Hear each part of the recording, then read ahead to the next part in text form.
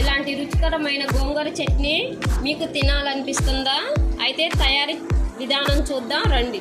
చట్నీకి కావలసిన పదార్థాలు: కరివేపాకు, పచ్చిమిర్చి, జీలకర్ర, ధనియాలు, ఎండుమిర్చి, కడిగి పెట్టుకున్న గోంగూర. ముందుగా గ్యాస్ ఆన్ చేసుకొని కళాయి పెట్టుకుని, కళాయి వేడైనాక మనం ఆయిల్ పోసుకుని నూనెలో ఎండుమిర్చి వేసుకొని వేయించుకుందాం.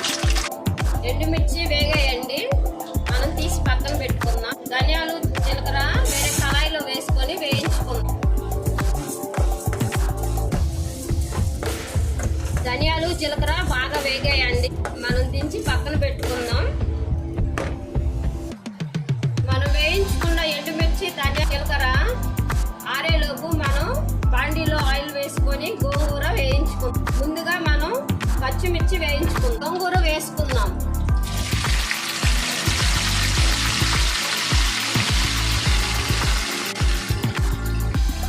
గోంగూర కలిపి పెట్టుకుందాం మంచిగా. గోంగూరలో వాటర్ పోయేంత వరకు మనం మగ్గించుకున్నాము. ఈ విధంగా మనం సరిపడా సాల్ట్ వేసుకున్నాము.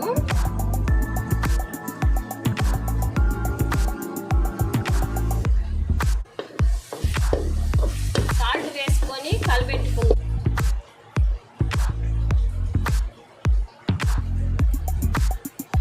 గోంగూర బాగా ఉడికిందండి, మనం స్టవ్ ఆఫ్ చేసి మనం ముందుగా వేయించుకున్న ధనియాలు, ఎండుమిర్చి, జీలకర్ర మనం మిక్సీ జార్లో వేసుకున్నామండి. కొంచెం సాల్ట్ వేసుకున్నాం, మిక్సీ పట్టించుకున్నాం. మంచిగా మెత్తగా అయింది. చివరిగా మనం తాలింపు వేసుకున్నాం. ముందుగా ఆయిల్ వేసి, ఆయిల్ వేడయ్యాక శనగపప్పు, ఆవాలు, జీలకర్ర వేసుకున్నాం. అందులో 4 ఎండుమిర్చి వేసుకున్నాం. ఆనియన్ వేసుకున్నాం. కరివేపాకు వేసుకున్నాం. ఆనియన్స్ గోల్డెన్ కలర్ వచ్చేంత వరకు వేయించుకుందాం. ఆనియన్స్ వేగాయండి, మనం మిక్సీ పట్టుకున్న కారం వేసుకుందాం. మనం ఈ మిశ్రమాన్ని 1 నిమిషం వేయించుకుందాం.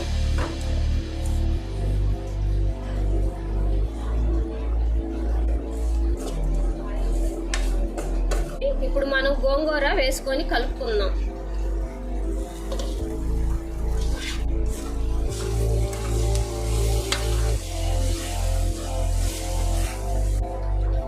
ఫైనల్ గా మన గోంగూర చట్నీ రెడీ అయిందండి.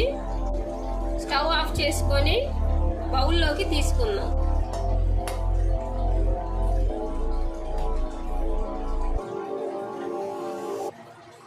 ఇదే మన రుచికరమైన గోంగూర చట్నీ. మరిన్ని రెసిపీస్ కోసం మన ఛానల్ని లైక్, షేర్ అండ్ సబ్స్క్రైబ్ చేసుకోండి.